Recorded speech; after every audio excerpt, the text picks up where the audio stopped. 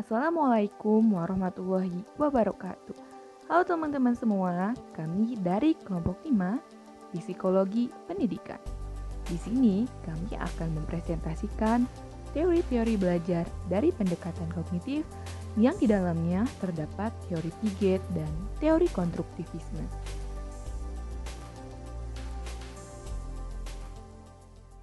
Siapa Jean Piaget itu? Jean Piaget itu merupakan seorang ahli filsuf, ilmuwan, dan juga psikologi perkembangan yang berasal dari Swiss, di mana ia terkenal karena hasil penelitiannya terhadap anak-anak dan juga perkembangan teori kognitifnya. Nah, menurut Ernst Fon, ia juga merupakan salah satu seorang perintis besar teori konstruktivisme tentang pengetahuan. Kita ke definisi kognitivisme. Kata kognitif itu berasal dari kata cognition yang mempunyai arti yang sama dengan kata knowing yang berarti mengetahui. Nah, dalam arti luasnya, kognitif itu merupakan perolahan penataan, penggunaan, dan juga pengetahuan. Dalam teori ini ada dua kajian yang lebih mementingkan proses belajar dibandingkan dengan hasil belajarnya.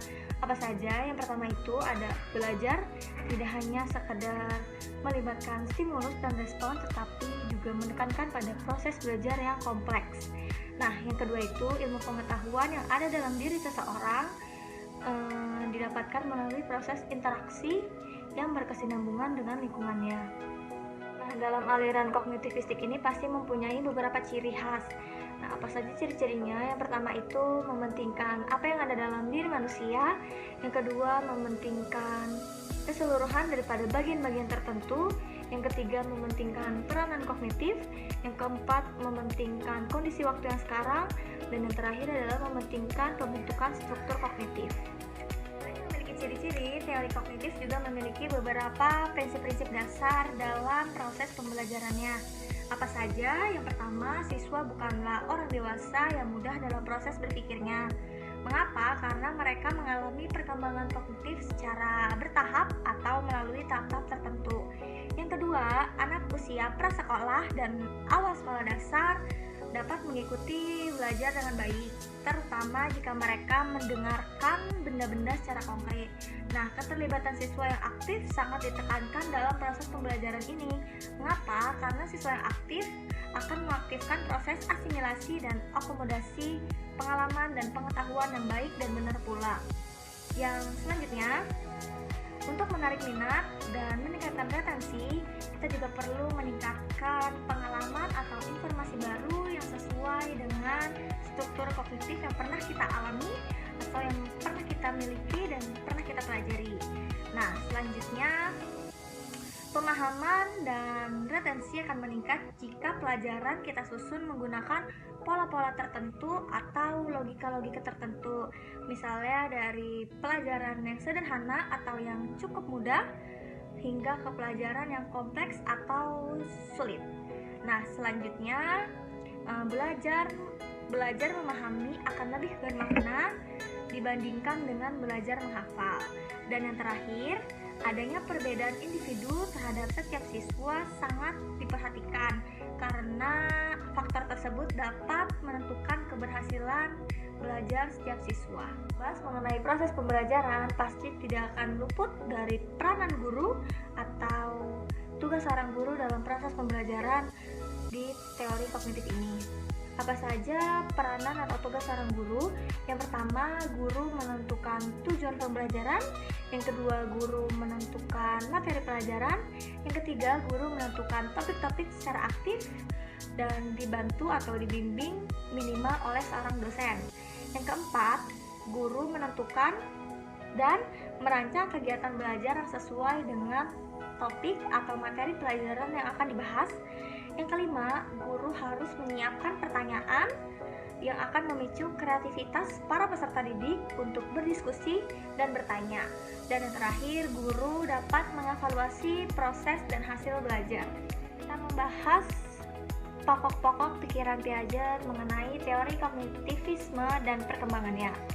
Teori Piaget mengenai perkembangan kognitif ini mendeniskan kembali inteligensi, pengetahuan, dan hubungan dengan lingkungannya. Tujuan dari teori Piaget ini adalah untuk menjelaskan mekanisme dan proses intelektual sejak masa bayi dan kemudian ke masa kanak-kanak kemudian berkembang lagi menjadi seorang individu yang dapat bernalar dan berpikir menggunakan hipotesis-hipotesis. Perkembangan kognitif mempunyai 4 aspek, yaitu yang pertama kematangan, yang kedua pengalaman, yang ketiga interaksi sosial, dan yang keempat ekuilibrasi. Menurut Piaget, setiap organisme hidup cenderung untuk melakukan adaptasi dan organisasi. Dalam proses adaptasi dan organisasi terdapat 4 konsep dasar. Yang pertama ada skema. Skema adalah struktur kognitif yang digunakan oleh manusia untuk mengadaptasi diri terhadap lingkungan dan menata lingkungan ini secara intelektual. Adaptasi terdiri atas proses saling mengisi antara asimilasi dan akomodasi. Yang kedua ada asimilasi. Asimilasi merupakan proses kognitif. Dengan asimilasi, seseorang mengintegrasikan bahan-bahan persepsi atau stimulus ke dalam skema atau tingkah laku yang ada. Secara teoritis, asimilasi tidak menghasilkan perubahan skemata, tetapi asimilasi mempengaruhi pertumbuhan skemata. Dengan demikian, asimilasi dapat dikatakan bagian dari proses kognitif. Dengan proses itu, individu secara kognitif mengadaptasi diri terhadap lingkungan dan menata lingkungannya. Yang ketiga ada akomodasi. Akomodasi ini dapat diartikan sebagai penciptaan skemata baru atau pengubahan skemata lama. Asimilasi dan akomodasi terjadi sama-sama saling mengisi pada setiap individu yang menyesuaikan diri dengan lingkungannya.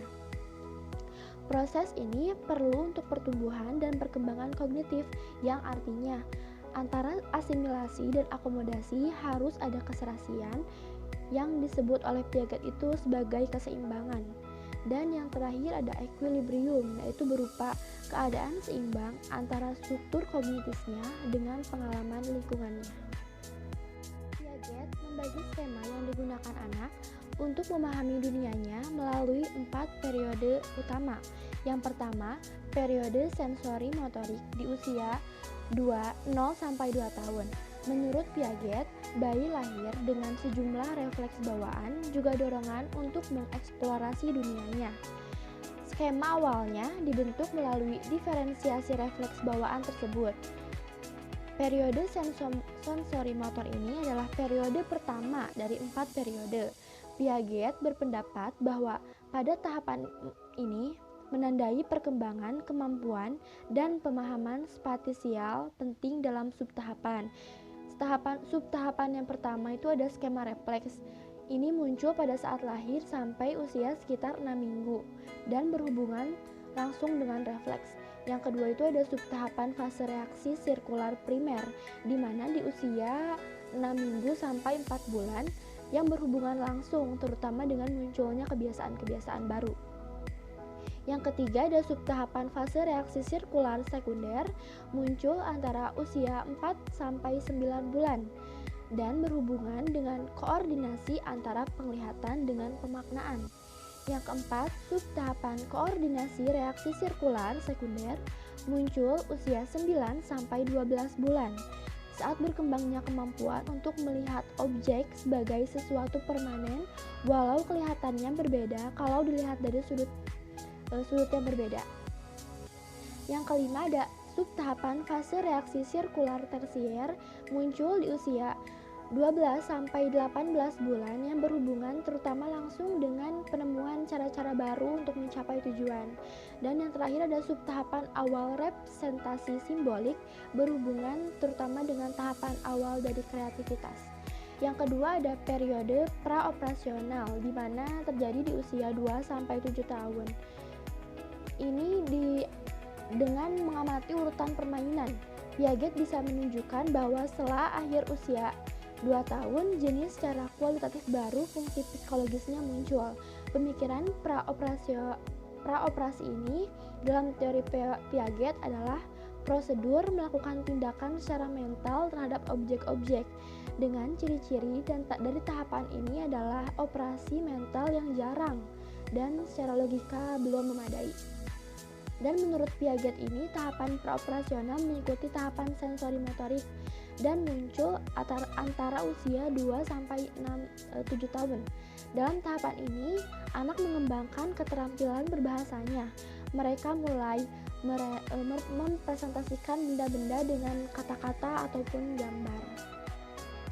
Periode yang ketiga yaitu periode operasional konkret, terjadi pada usia 7-11 tahun. Dalam proses ini ada proses-proses penting yang berlangsung. Yang pertama itu pengurutan, kemampuan anak untuk mengurutkan objek melalui ukuran, bentuk, ataupun ciri lainnya. Yang kedua, klasifikasi, kemampuan sang anak memberi nama dan mengidentifikasi serangkaian benda menurut tampilannya, ukurannya, ataupun karakteristik lainnya. Dan pada tahapan ini, sang anak tidak lagi memiliki keterbatasan logika yang berupa animisme, anggapan bahwa benda itu mempunyai perasaan.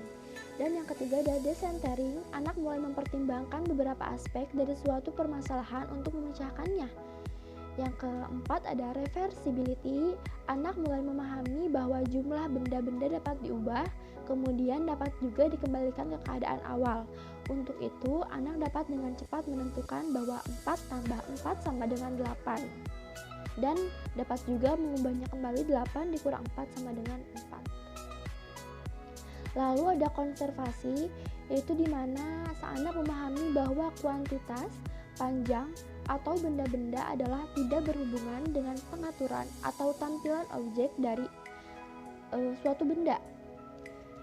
Lalu ada penghilangan sifat egosentrisme, kemampuan anak melihat dari sudut pandang orang lain, bahkan saat orang lain berpikir dengan cara yang salah.